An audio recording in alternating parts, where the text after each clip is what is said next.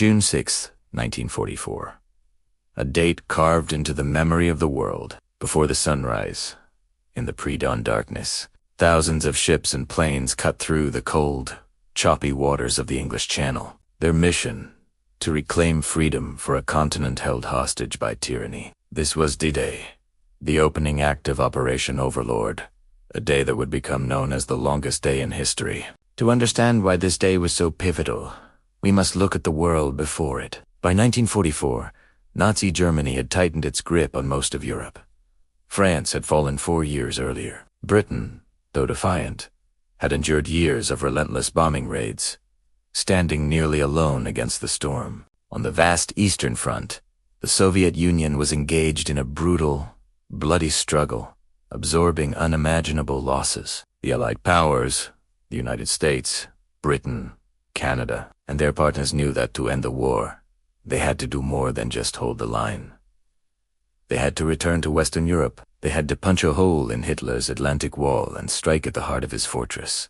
The chosen battleground for this monumental task was Normandy, France. The plan was codenamed Operation Overlord, and its scale was staggering. It remains the largest amphibious invasion in human history. Under the supreme command of General Dwight D. Eisenhower, the Allies brought together the might of nations. Over 156,000 troops were assembled, a force of young men from farms, cities, and towns across the world. They were supported by a colossal armada of nearly 7,000 ships and an air force of over 11,000 aircraft. Every detail was meticulously planned, from tides and moon phases to the specific equipment each soldier would carry. But despite all the planning, this was not just a military mission. It was an immense gamble, a bet placed on courage and determination for the future of the free world itself. In the early hours of June 6th, the invasion began. Paratroopers dropped behind enemy lines in the darkness, tasked with sowing confusion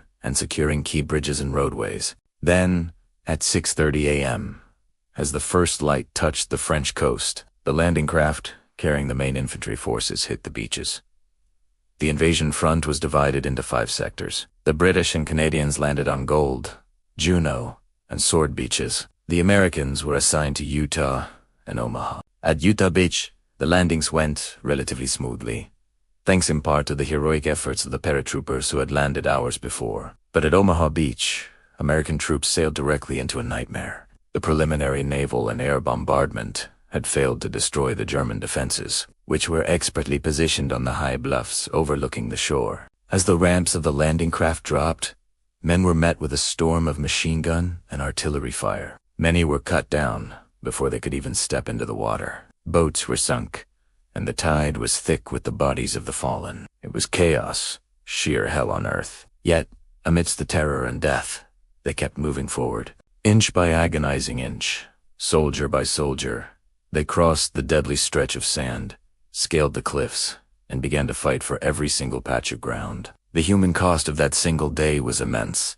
By the time the sun set on June 6th, the Allies had suffered over 10,000 casualties, men killed, wounded, or missing in action. The defenders also paid a heavy price, with German losses estimated to be between 4,000 and 9,000 men. The civilians of Normandy were caught in the crossfire, their homes destroyed, and families torn apart in the brutal fight for liberation. But through the smoke, chaos, and bloodshed, one undeniable truth emerged.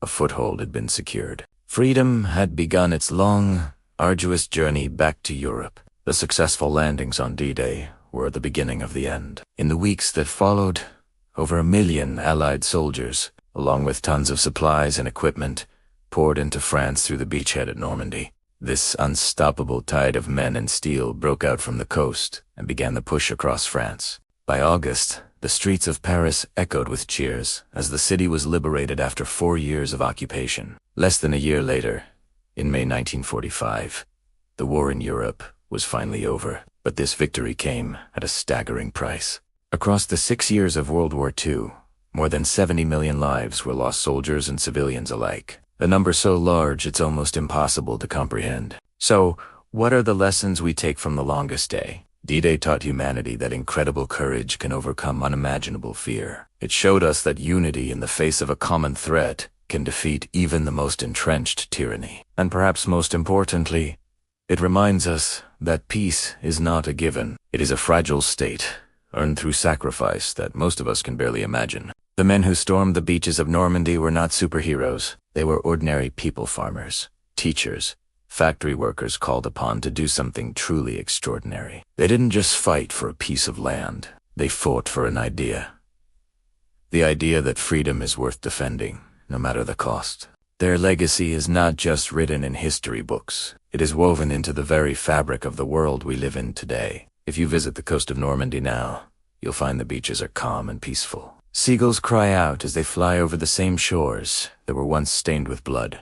The waves gently wash away the footprints in the sand, but they can never wash away the memory of what happened here. Because on that day, the longest day, a generation of ordinary men achieved the impossible, securing a future they themselves would not be guaranteed to see. And for their courage, for their sacrifice, the world will, and must, never forget them. Thank you for watching. If this story moved you, please consider sharing it so that their legacy continues to be remembered. Follow our channel for more stories that shaped our world.